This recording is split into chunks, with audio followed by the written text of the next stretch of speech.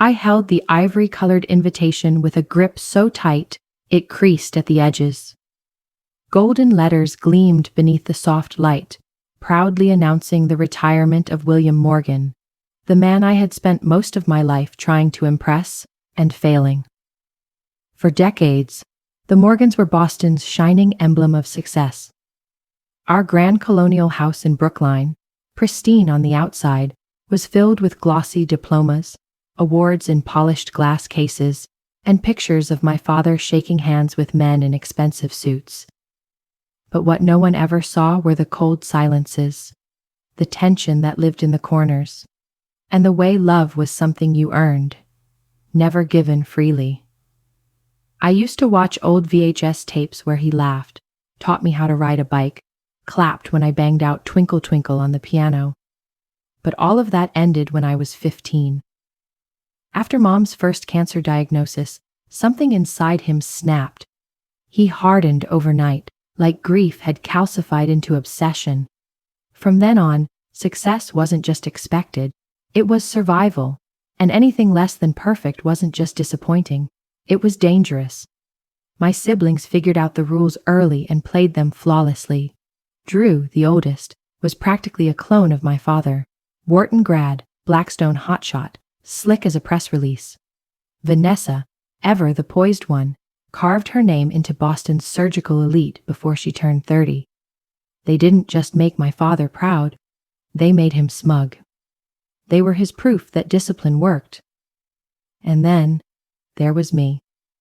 While they scaled skyscrapers and stitched up hearts, I walked into Amherst College with a stack of poetry books and a dream of telling stories. "You're choosing fantasy over reality," my father had sneered when I showed him my acceptance letter. He refused to pay a cent, calling it a waste of tuition. So I hustled, scholarships, night shifts at the campus library, editing gigs no one wanted. I learned self-reliance, sure, but I also learned how quiet shame can be, how it follows you into your victories and whispers, "Is that all?" The fracture between us became permanent when I was 16. I had been rehearsing for months for the Brookline Youth Piano Showcase, obsessing over Chopin's Minute Waltz until my hands could have played it in a coma. My mother, drained from chemo but stubborn as ever, insisted she'd be there, even as Dad muttered something about dignity and not making a scene. The recital hall was packed.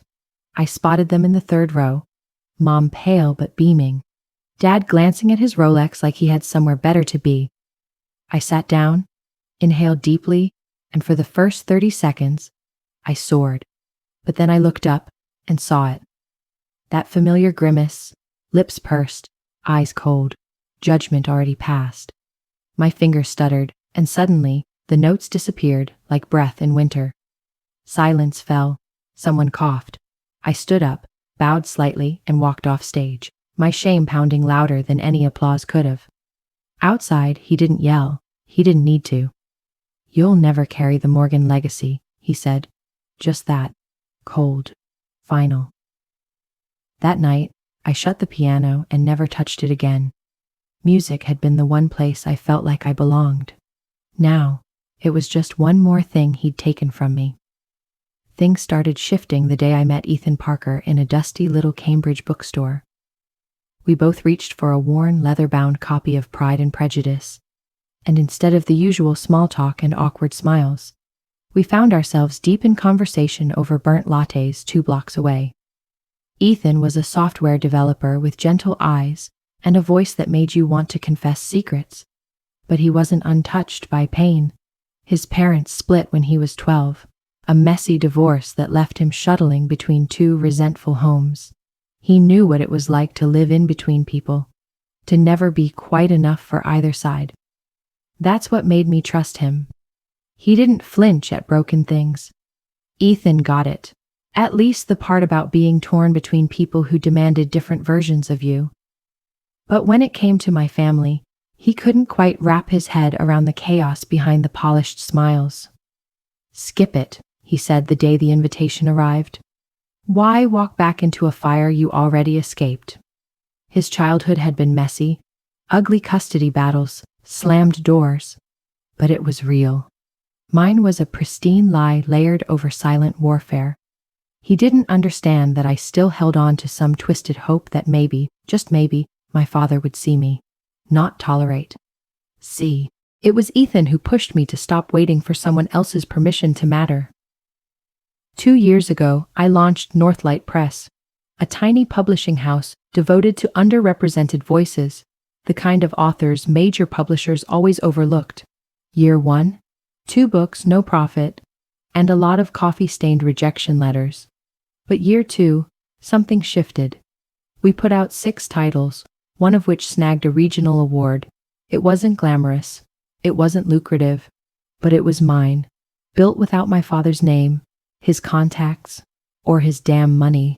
And yet, I still found myself craving that one impossible thing, his approval.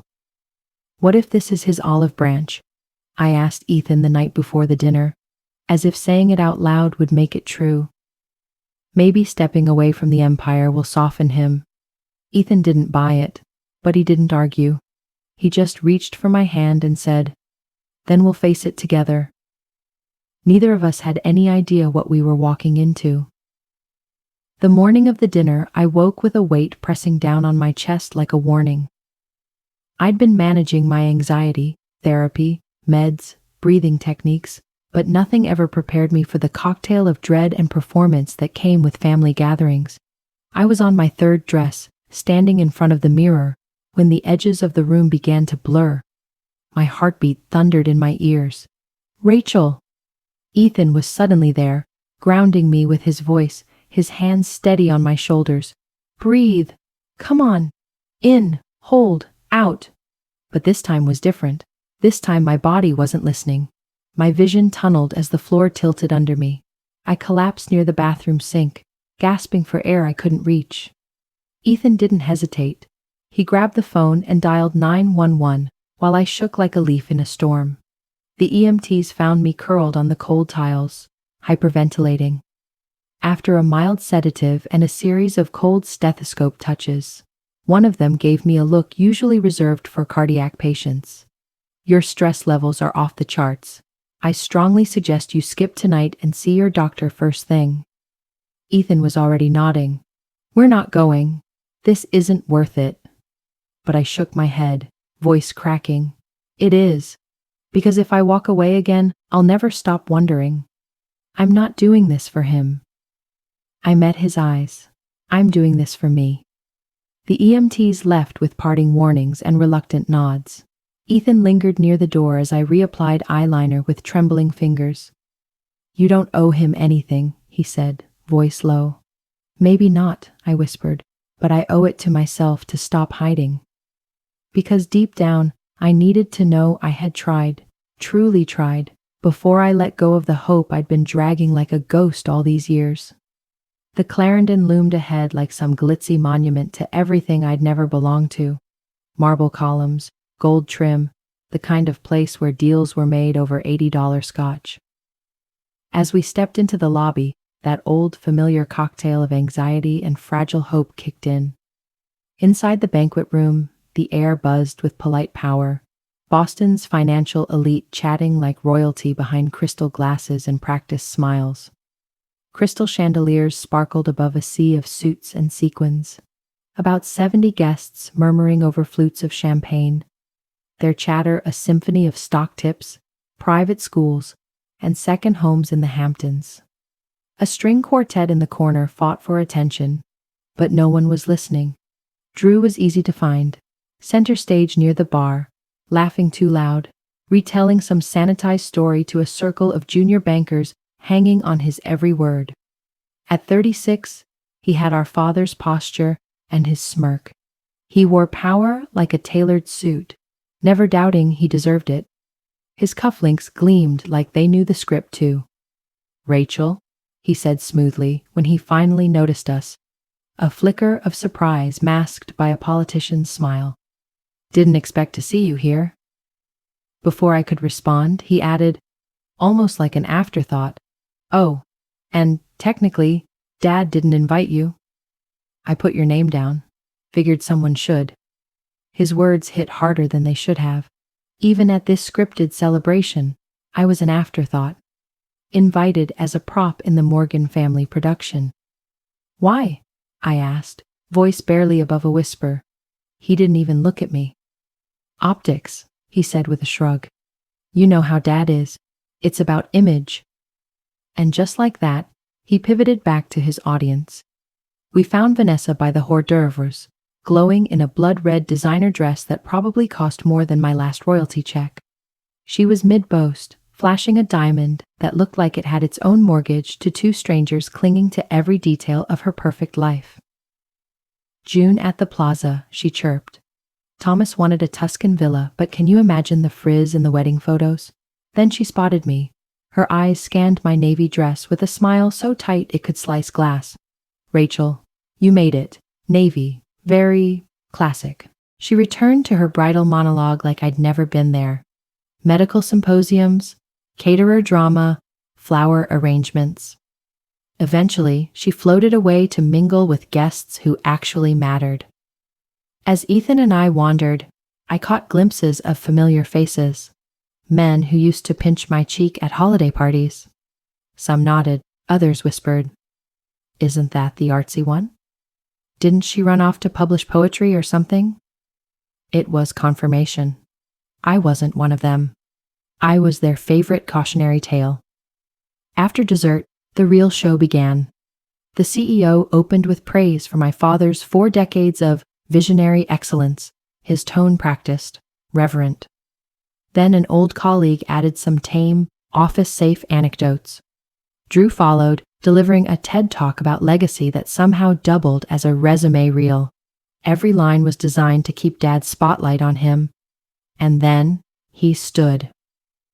William Morgan, 65, steel-haired and still magnetic, moved toward the mic like it was his rightful throne. The room hushed instantly. "Thank you for being here," he began, voice rich and smooth. "Tonight, I'm not just surrounded by colleagues, I'm surrounded by witnesses of a legacy built brick by brick, deal by deal, year by year." And just like that, he began to rewrite the narrative of his empire. He launched into a polished speech about the evolution of banking, mergers, market crashes, triumphs. He thanked mentors, name-dropped protégés, and painted himself as a man forged by discipline and destiny. The room was spellbound. Even I was momentarily pulled in by this version of William Morgan, measured, almost human. It was a mask I'd never seen him wear in my presence. "Of course," he said, his tone shifting. "None of this would have been possible without Margaret." My mother, hearing her name spoken aloud, felt like a ghost passing through the room. He almost sounded reverent. Almost. It was the first time he'd publicly acknowledged her since the funeral. "A man's legacy," he continued, scanning the room like a general before a war speech, "isn't in profit margins or net worth. It's in who carries his mission forward, who reflects his values." My heart thudded. Was this it? Was he about to look past the resume and finally see me? "In that sense," he said, his voice swelling with theatrical pride, "I've been fortunate. Drew, visionary, relentless, has taken finance to new heights. And Vanessa, a surgeon whose name alone commands respect in this city." The applause was instant. And then, the temperature dropped. "But legacy," he said, tone chilling, "also means knowing what doesn't belong in the house you've built. Some people never grasp what it means to uphold the family's name, to protect the standard we represent." His eyes locked onto mine. The room stiffened around us like a held breath. "Family," he went on, voice razor sharp now, "isn't defined by DNA. It's defined by contribution. Excellence is a mindset, and mediocrity, unfortunately, is always a choice." A ripple of murmurs moved through the room. They were catching on. This wasn't a vague commentary. It was a performance, and I was the target. "Some," he said, letting the words slice, "waste their potential on fantasy, on vanity projects, chasing dreams that serve no one, while others build empires." The room froze. Dozens of eyes turned toward me like searchlights. My lungs tightened. This wasn't careless. This was methodical humiliation, served cold, in front of an audience he respected more than his own blood. But something broke loose inside me. Not shame, not fear. Something clean and hot and old. Anger. Anger that had waited 32 years for its moment. I felt it rise. Not like fire, but like truth. I rose slowly, the screech of my chair slicing through the silence. My legs trembled, but my voice didn't. "You're absolutely right, Dad." Gasps. My father stiffened, jaw clenched so tight, it looked carved from marble. "You're right," I said, louder now. "I don't understand your definition of family, because to me, it's not about resumes or reputations. It's about love without a price tag. It's about lifting people up even when they don't fit your mold. It's about joy, not just approval." Gasps shot through the room like an electric current. My father stepped away from the mic, his face dark red with fury. "That's enough," he barked. "Sit down, Rachel." "No?" The word rang louder than I meant, but I didn't take it back. "I'm done sitting. You say I don't understand family values? Let me show you what I do understand. I built a publishing house from scratch. One of our authors just won the Northeast Literary Prize. We've donated over 3,000 books to underserved schools across Boston." I turned to the room. What I don't understand is a father who equates love with stock options, who chooses public humiliation over pride because his daughter dared to chase stories instead of stocks. His face was blazing now, the mask cracking. "You have no right to say these things." "I have every damn right," I snapped. "I'm your daughter. At least I was supposed to be before your love became conditional." Then something surreal happened. Drew stood. People turned, eyes widened. "She's right," he said, his voice quiet but clear. "Rachel, you're right." My father spun toward him. Betrayed rage scrawled across his face. "Drew, sit down. This isn't your fight." "It absolutely is," Drew said, standing taller. "Because I watched you crush her spirit while she held this family together behind the scenes." "You want to talk values?" Rachel gave me her college savings when I was drowning in debt. No lectures, no shame. She sat through every chemo session with Mom when you couldn't handle seeing her sick. The silence that followed was heavy. Even I was stunned. My brother had never ever defended me before. Then Ethan stood, calm, measured, unshakable. "If we're being honest tonight," he said, locking eyes with my father, "then here's what you missed, William. She never needed your blessing to be remarkable. She already was." My father's gaze swept over us, the daughter, the son, the partner, all standing. The audience stared like they were watching a dynasty collapse in real time. "Get out," he growled, barely containing his fury. "All of you, now." "Gladly," I said, my voice cool as glass. "But let me make one thing clear. You're right. I don't deserve the Morgan name. I deserve better than it." As we turned to leave, his voice cracked open. "You're just like your mother," he shouted, "soft, naive, and in the end, you'll walk away from this family, just like she did." The words froze me. For the first time, I saw it clearly. He hadn't turned cruel after Mom got sick.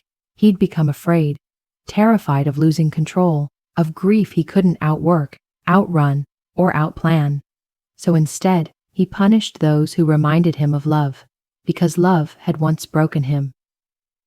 I looked back at him, and for the first time, I didn't see a giant. I saw a man cracking under the weight of his own illusions. A man who mistook fear for power and control for love. "Mom didn't leave us," I said, my voice quieter but firmer. "She died. And instead of mourning with us, you built a wall and made love conditional. You wanted loyalty, not connection. But that's not love. That's fear in disguise." I paused. Not quite forgiveness, but something softened. "I'm sorry you're scared. I'm sorry grief broke you. But I'm done proving myself to someone who doesn't remember how to love without control." And with that, we left. The three of us. Leaving behind a legacy of silence, shame, and a family that never really knew how to be one. The fallout came fast and loud. By Monday, Boston's business circles were buzzing. A retirement party turned showdown? That made headlines behind closed doors. Some people called me brave. Others labeled me ungrateful, disloyal. The prodigal daughter who snapped.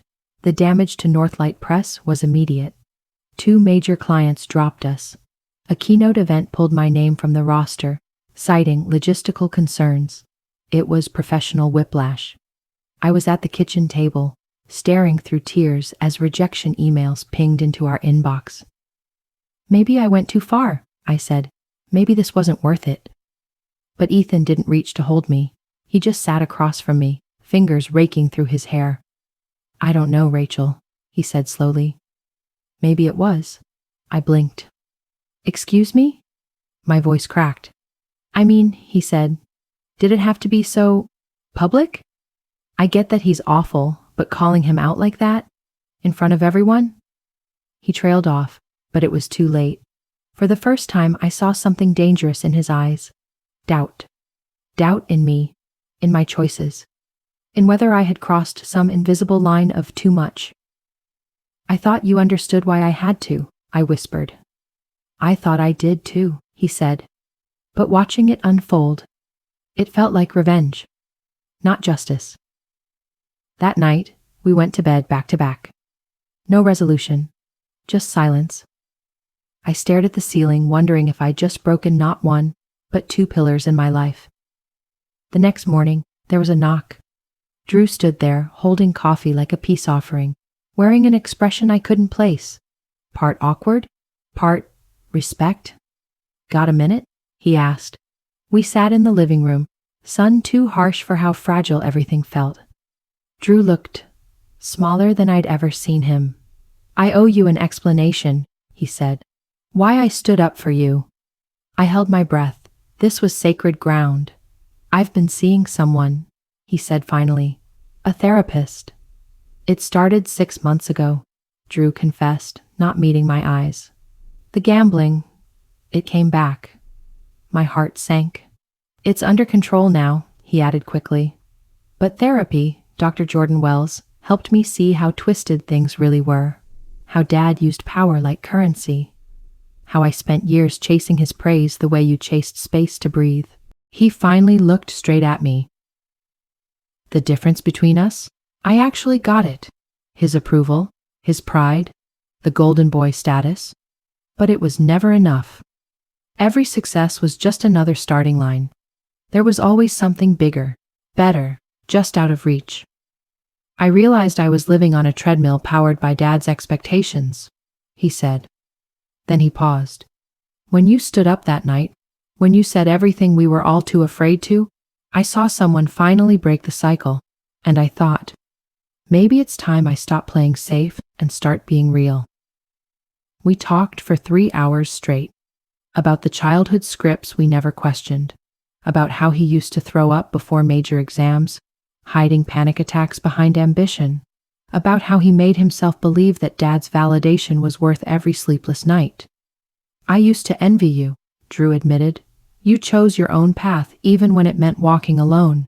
That terrified me. Still does. It didn't feel like choosing, I said.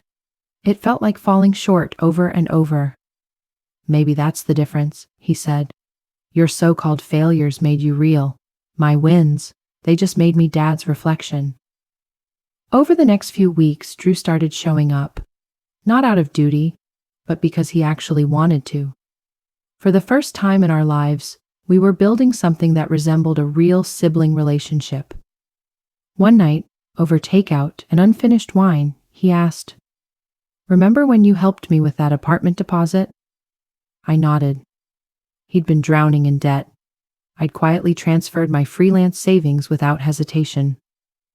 What you don't know is what Dad said when I told him where the money came from, Drew continued.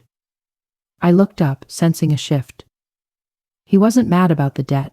He was mad that I went to you. Said it made him look like he'd failed as a father. Like accepting your help was some kind of humiliation. The words hit me like a slap. Even my kindness, my quiet support, had been weaponized into shame. I should have said something, Drew said softly. I should have told him you were the strongest of all of us. But I stayed quiet. I let him reduce you because I was terrified of becoming invisible to him too. It wasn't just an apology, it was a reckoning. And it meant more than any performative family toast ever could. We're writing a new story now, I told him, echoing words Ethan once said to me. One we get to actually choose. And slowly, Ethan and I began to find our way back too. That argument forced us to dig deeper, into why I sometimes seek confrontation like armor, and why he shuts down in the face of emotional chaos. We both had to admit hard things. I confuse standing up for myself with burning bridges. He confuses discomfort with danger. I fell in love with your gentleness, Ethan told me one night as we sat on the couch, wine glasses untouched. Watching you go at your dad like that, it shook me. You weren't you.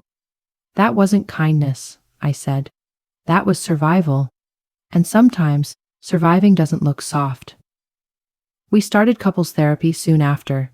Two hurt people trying to build something whole. It was messy. There were breakdowns, backslides, and silent dinners. But there was also effort. And effort, we learned, was its own kind of love. 3 months later, I did something I hadn't dared in half a decade. I drove to Mount Auburn Cemetery.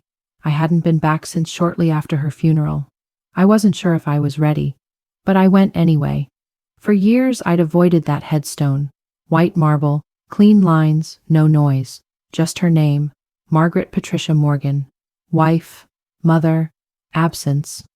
But this time, something stopped me. There were white roses at her grave. Fresh, delicate, placed with such tenderness it made my throat tighten. Not florist arranged. This was someone who knew. I was still staring when I heard soft footsteps behind me. I wondered when you'd come back, said a voice I hadn't expected to hear. I turned. My father stood a few feet away, smaller than I remembered. No suit, just a coat and hair mussed by the wind. He looked human. Dad, I whispered. He stepped beside me. I come here every Sunday, he said, since the week after she left us. We stood there, wordless, two silhouettes in grief. Then he said, almost to the air, she'd be proud of you, your mother. She always said you had her fire. I blinked back tears. I thought you hated that part of me. I was afraid of it, he replied. Your mother. She chose risk over comfort, art over order. She chose me even though she knew I'd try to tame her.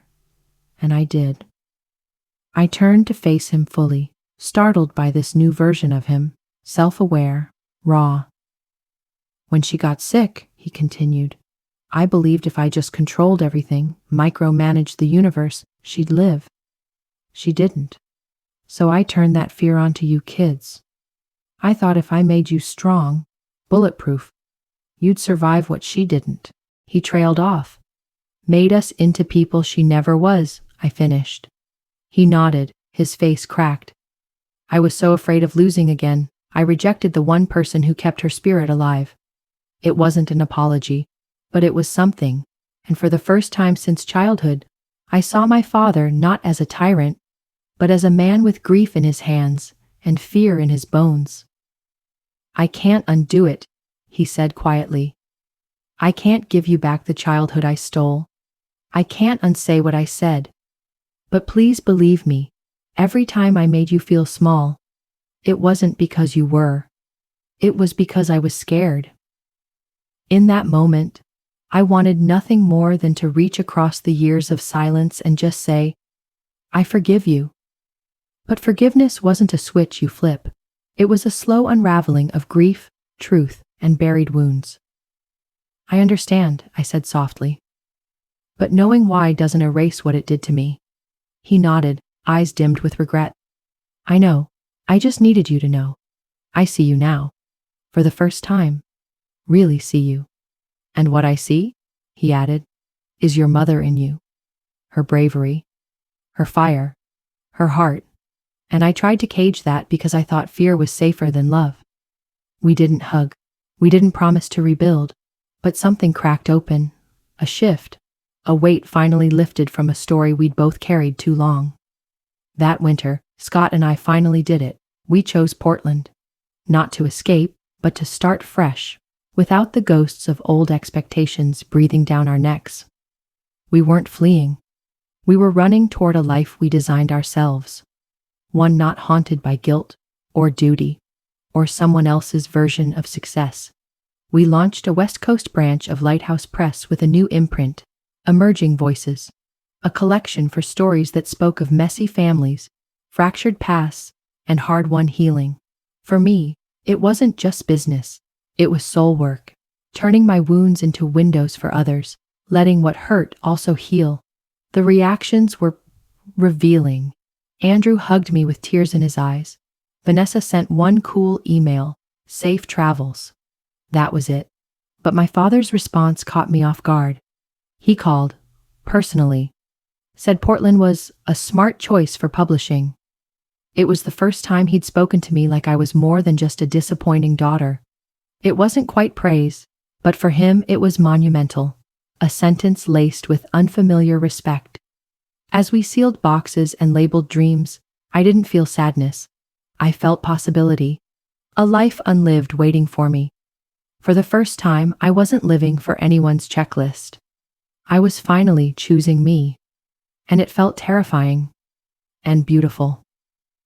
Scott got a job at a local tech firm supporting indie publishers. Like fate itself was clearing the runway for us. "You nervous?" he asked, strapping the last box in. I smiled. Totally, but the good kind.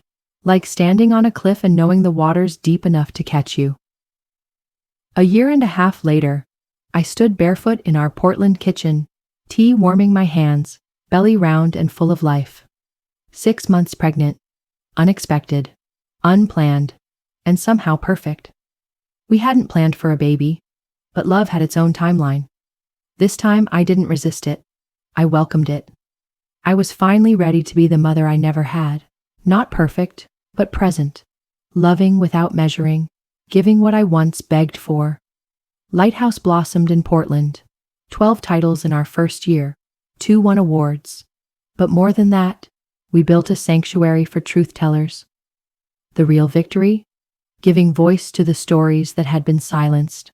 The complicated, the painful, the triumphant. Stories like mine, and maybe stories like yours too. Scott and I had grown stronger not in spite of the storms, but because of them. Therapy didn't fix us. It gave us the tools to fight fair, to stay connected even when the past tried to pull us apart. We learned love wasn't pretty. It was persistent. It was the daily decision to stay, even when it hurt. Andrew visited twice that first year, and each time, he looked lighter, like he'd peeled off layers of someone else's expectations. He left his high-power job at Blackstone and launched a boutique firm centered on green investments. Dad had been stunned, but for once, Andrew didn't seem to care. He looked free. "I've started disappointing Dad on purpose," Andrew grinned over coffee. "And honestly, it feels like breathing again." Vanessa stayed behind her emotional walls, but when Andrew told her I was pregnant, she mailed a small gift. The card said only, "Congrats on your new chapter, V." It wasn't cold, just cautious, like she wanted a safe distance. My father and I now existed in a polite limbo. We emailed occasionally, surface-level updates, curated warmth. We avoided anything sharp. That was the quiet agreement. When I told him I was pregnant, he replied with unexpected tenderness. He even attached an old photo I'd never seen, Mom cradling me in a hospital blanket. On the back, in delicate script, he wrote, "She would have been the best grandmother." For a second, I forgot all the years between us. It wasn't the father-daughter bond I once fantasized about, but it was honest. And I'd learned that truth, messy and unpolished, was more healing than any illusion of perfection. A few days later, the doorbell rang. A plain box, no sender. Inside, a velvet case cradled a gold necklace with a tiny piano charm. My mother's. The one Dad gave her when they were still in love. My breath caught. Underneath was a note, short and handwritten, for your daughter, so she knows music was always in our blood. Dad. I held the charm to the light, watching it dance with morning sun. Then, almost without thinking, I went to the piano, Scott's birthday gift to me. It had sat untouched in the corner of our bright living room. Until now. I lifted the lid, hands trembling above the keys. I didn't try for Chopin or Bach. I played the tune Mom used to hum while stirring spaghetti sauce. Before illness stole her light and Dad replaced love with pressure. As the music floated through the house, I felt a flutter in my belly. My daughter, moving, listening. I wept, but kept playing. Because healing isn't erasing the past. It's rewriting how we carry it. The melody wasn't flawless, but it was ours. Like the family we were building. Not the one I came from, but the one we chose. Where love wasn't conditional, dreams weren't compared, and our children would never wonder if they were enough. They'd know they were. Outside our window, the city stretched wide with blooming trees and soft light, like a fresh chapter waiting to be written. For the first time, I wasn't just surviving. I was rooted. I was home. I was